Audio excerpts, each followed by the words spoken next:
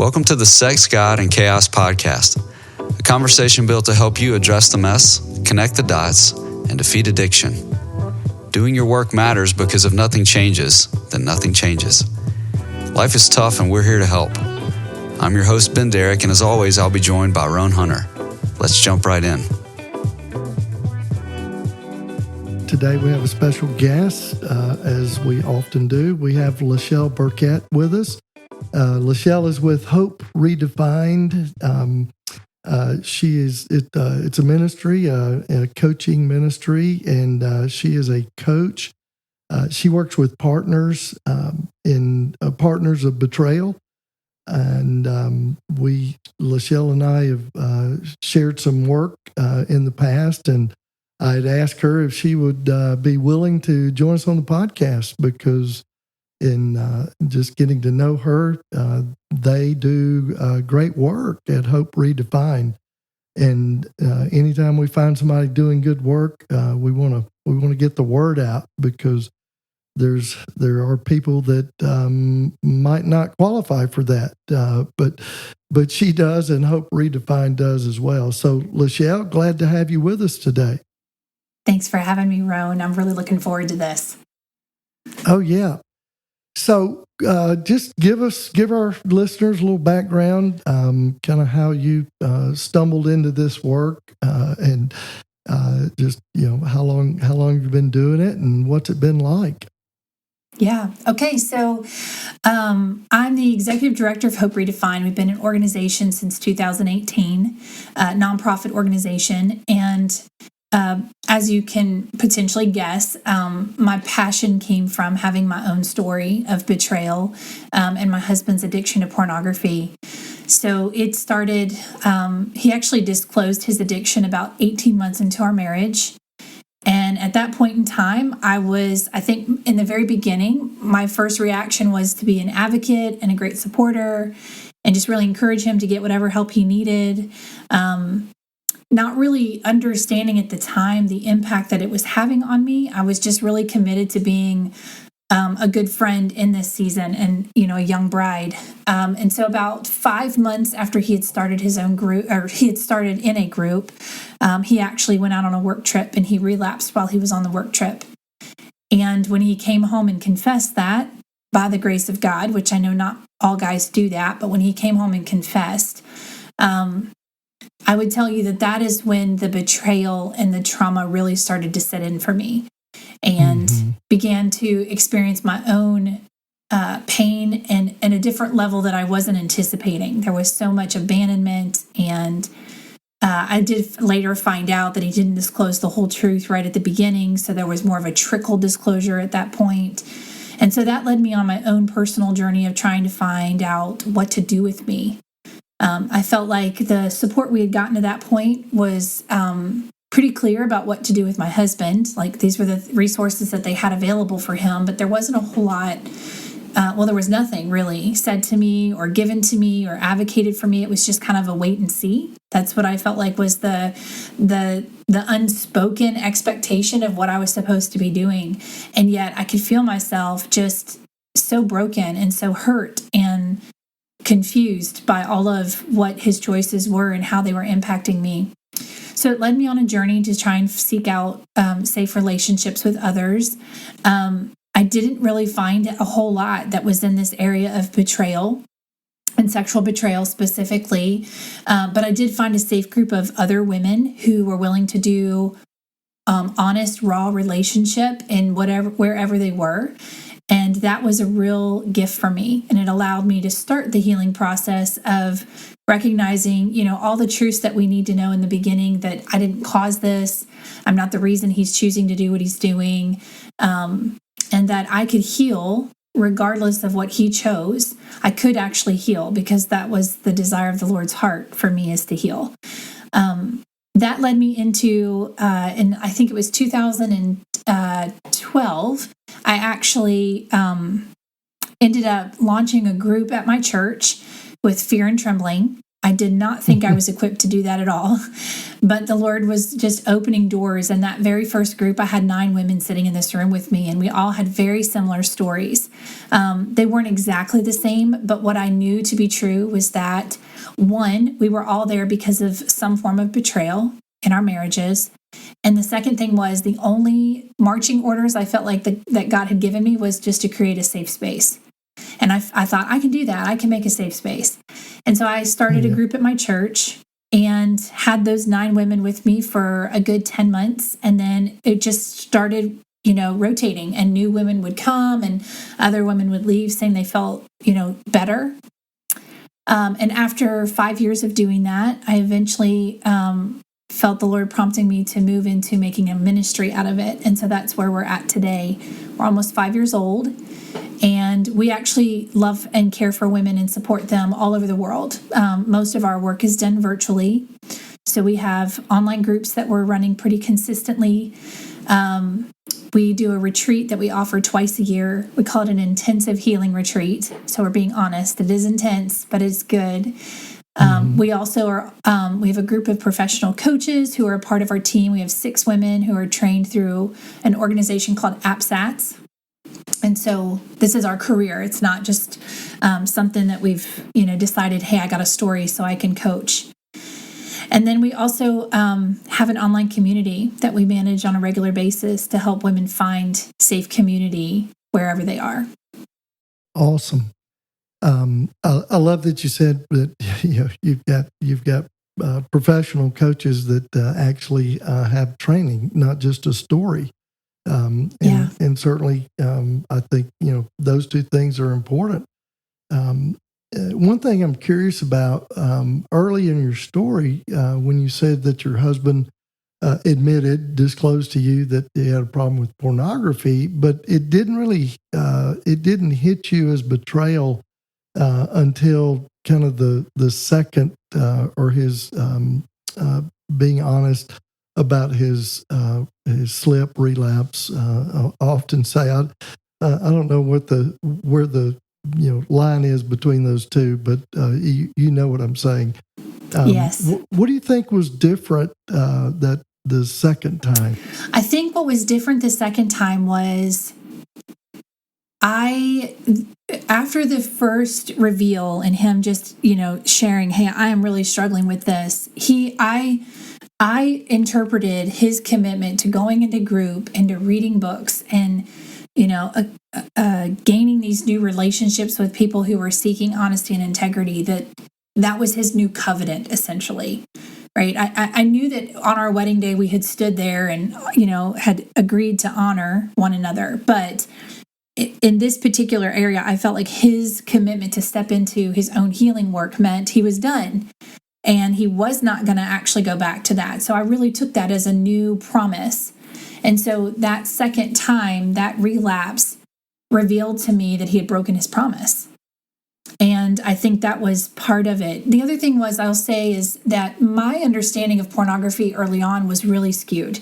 I came from a home that was not, we were not a Christian home. It wasn't Christian focused. I had adult men in my life who had their own pornography use, and they were not shy about it at all. It was very, unfortunately, the consumption of women was really normal in my childhood and things like that. So when my husband confessed, there was that part of me where I still had that belief system. Well, all guys struggle with this, right? Or they all look at it. So, but his brokenness and his saying, I don't want to do this anymore, I took as like I said, an agreement, like we're not going to do that anymore. And I believed him. And so when that relapse happened, I think that's where that legit betrayal came in, like you said, and now you're not. Oh, yeah.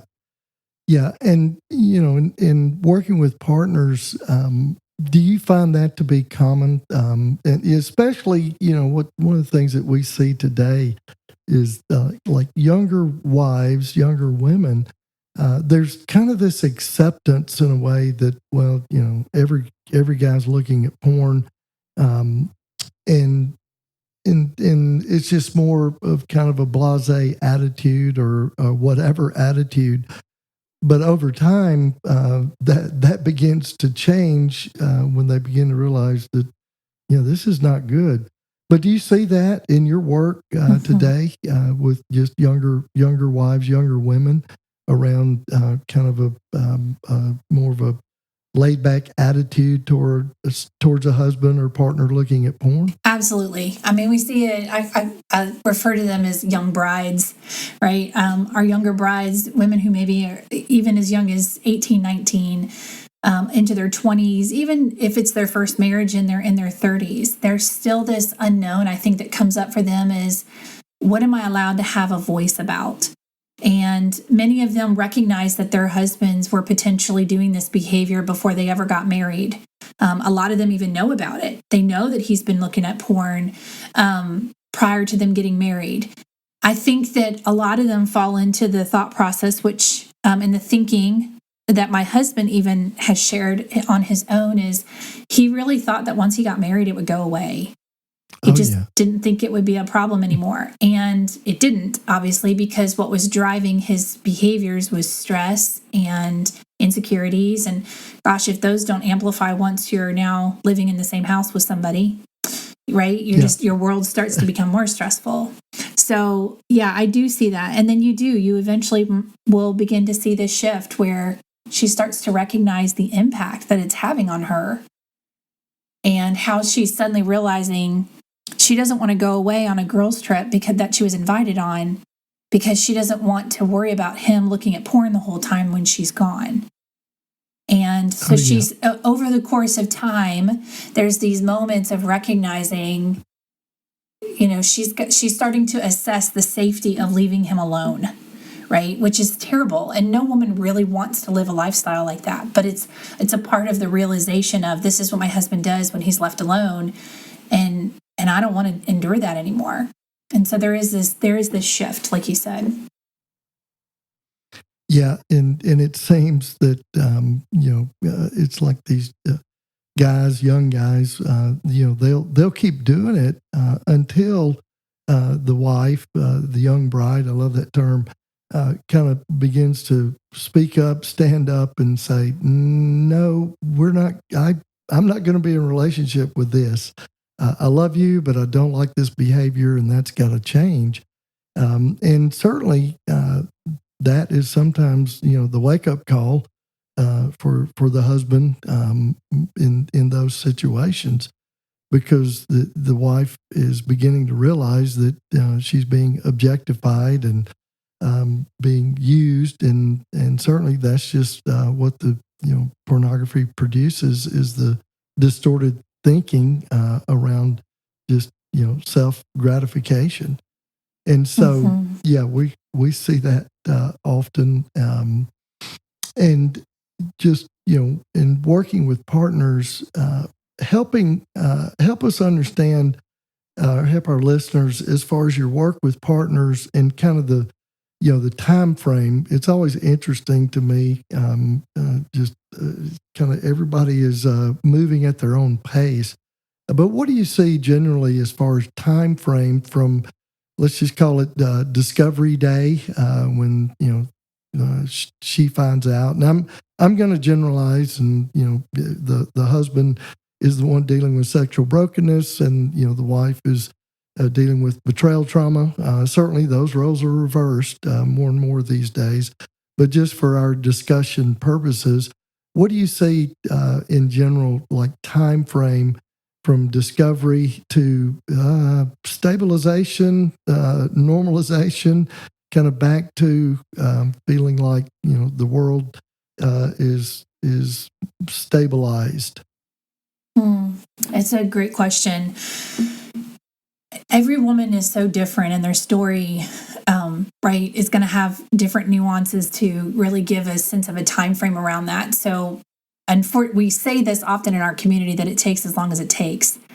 But what I will say is, when I see women given the opportunity to step into safe community with others who understand what's going on, her ability to get back to a place of safety and stabilization, like you mentioned, that time frame is much shorter than women who navigate this in isolation and alone. or they're in communities that are not healthy. Maybe it's I always joke about, you got the sister, right? Your sister, you call her, and then she just like wants to cut his tires and beat him up. And you're like, that's not helping, and that's not healthy, safe community necessarily. It might be safe for you, but it doesn't mean she's leading you in a direction that's about healing. So I think that for every woman, the journey is different, but I will say that the gift of community has been such a pivotal moment for so many women of being able to say, I have the ability to come here and share my pain and be loved right where I am. And part of their frustration and even the prolonging of their pain has been that for so long they would go to their husband and share the pain. The husband doesn't know what to do with it, or in his own poor coping skills, he deflects, minimizes, maybe even moves into emotional abuse with her pain, and it keeps them in this perpetual cycle. And so she's looking to him to heal her, but the truth is that he doesn't have those tools to do that. And the other truth is, when you go back to the word, right, to the Bible, our husbands were never put here to heal us. We only were given one person named healer, and that was Jesus. And so in my own story, I had to come to that realization of being like, my husband, he can't actually heal me. He can contribute to my healing. He can do intentional things in his own recovery, and he can also learn relational skills that are super important, like learning how to show up for me when I'm triggered, and it not become a conflict or a fight, but it become a place where he shows empathy and steps towards me. That's going to be contributing to my healing, but he is not going to actually be able to heal me. And it's one of those things that we all just need that moment, that aha moment, and to recognize that part of our healing can come from getting into community and being able to see that and experience that with others. So. Oh yeah. You're speaking our language, because we always tell people the cure for what ails you, it is connection, and to be connected into a group of others on either side of the fence is going to facilitate your healing in such a greater way than sitting in a counseling office 1 hour a week, because even brain research today shows that we heal best in groups with others that have had similar and like experiences. And it's always interesting to me, that there's no secret sauce, no magic bullet, other than I've got to get connected in a community of people that are like-minded and moving in the same direction. And that's true on both sides of the fence. As you said, basically you've got two people that are emotionally dysregulated. When in my own story, I didn't know how to deal with my own emotions, because the sexual addiction, that was the coping mechanism. And so now I'm emotionally dysregulated, and so was Eva. My wife was emotionally dysregulated because of the betrayal trauma. And it's like everybody's spinning. And so having these groups and getting connected in those groups is so essential. And I know that was one of the things that when you and I met and talked the first time, you get it. And there's a lot of people that don't. And it's just, I hope if anybody's listening to the podcast, or people that are listening, it's like, I hope that's, if they don't take away anything else, I hope they hear that and find a group, because it's so important. Well, and here's the win to that understanding, right? If a husband chooses not to get well and he chooses not to step into recovery, she can still heal. Because it's not dependent on him getting to a certain point or place in his own healing journey in order for her to start healing. This is something that she can do independent of him. Now, the relationship may not heal yet, because the relationship's going to require two healthy people working to repair that relationship. But I think that's one of the things that feels empowering for us and moves us from a place of being a victim to a place of being a victor, because suddenly we get to decide that our healing, that my heart's healing is worth it. And I don't have to wait on my husband to get to a certain level before that happens for me. I can do that independent from him. And then we can go back and focus on the relationship if and when that comes. Yeah, so important. It's like, either way, the partner's going to have to do, some of their own work, whether the marriage survives or not. And the best way to do that is certainly connected in community with others, because the marriage may not make it. The husband may not choose to get well, and if having a support group, a support community is going to be essential either way. So it's almost like this is essential work for sure. Mm-hmm. Yep. So let's talk about disclosures and doing disclosure. Going into that setting, it's an anxiety-ridden event. I think on both sides. Oftentimes, the story in the betrayed partner's head, not always, but a lot of times, the story is worse than the reality. And I know you do disclosures, and when it goes well, it's amazing. Most couples that we work with will talk about the formal full disclosure was a pivotal shift in their recovery. And so I think, it is important knowing how to do disclosures. So just talk about that and how you work with disclosure. Yeah. So it is actually, at this point in my work, it is the only kind of clients I actually work with on a regular basis, is I am helping to support women prepare for their full therapeutic disclosures. This is a place that I think so many women have navigated historically a disclosure all on their own. And they've stepped into these appointments where a counselor has said, hey, the husband needs to just tell you everything, so can you show up on Thursday? And what we have learned in the course of history is that is actually, for many women, that's a new trauma.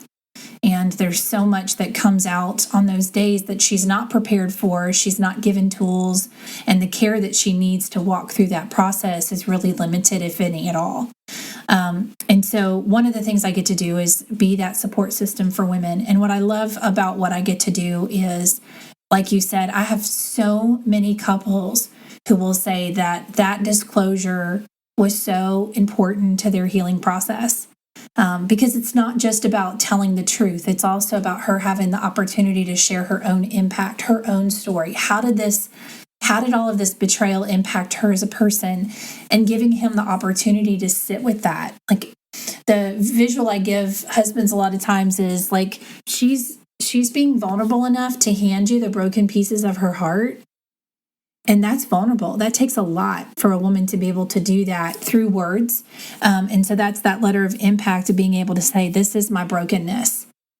Now, he can't fix it, right? But what he can do is he can hold it, and he can care for it and respect it and honor it in that moment. And then that last step of the disclosure is usually the letter of restitution.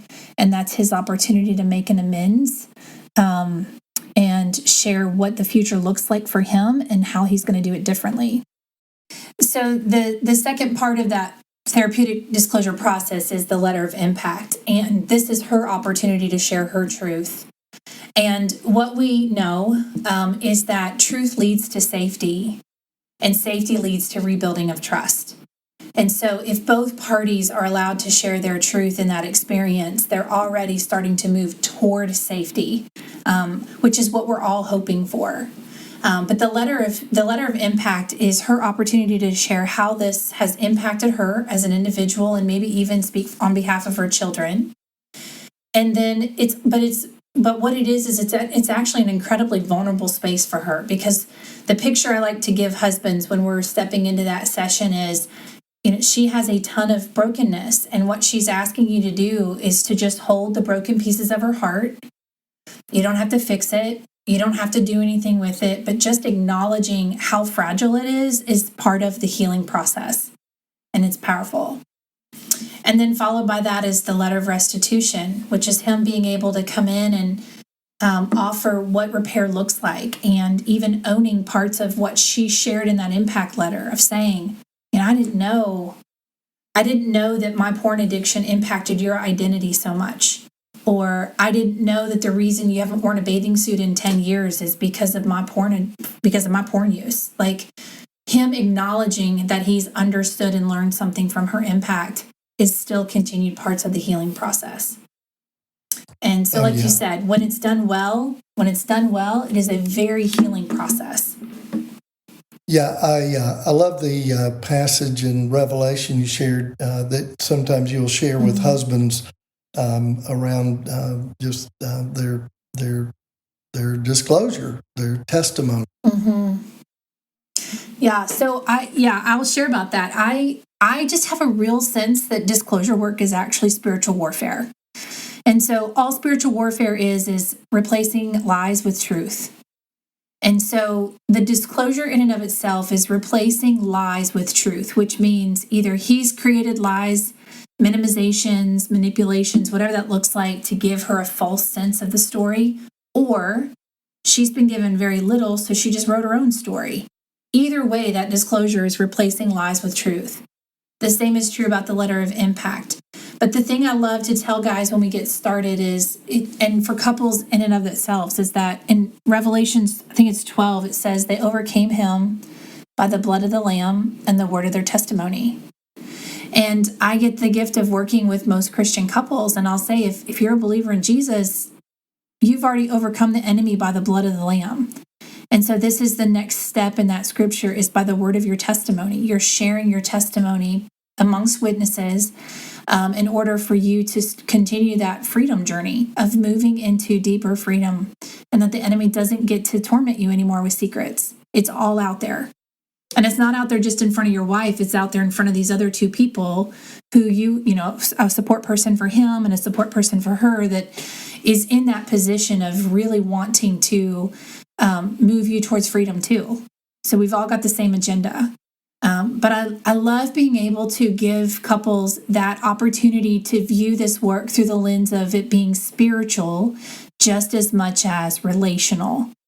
Or like marital, I guess I should say, because spiritual is relational. But I think it shifts the way we do battle and the way we approach the disclosure process. Absolutely, and it certainly is in that realm, and it's so important. So I think, boy, that's a great word to end on, and just so appreciate you being with us. Appreciate the work that you do. If our listeners want to get in touch with you, what's the best way to do that? Sure. They can seek us out. We're on Facebook and Instagram, but they can also find our website at hoperedefined.org. hoperedefined.org. I'm also a co-host on a podcast called Hope for Wives.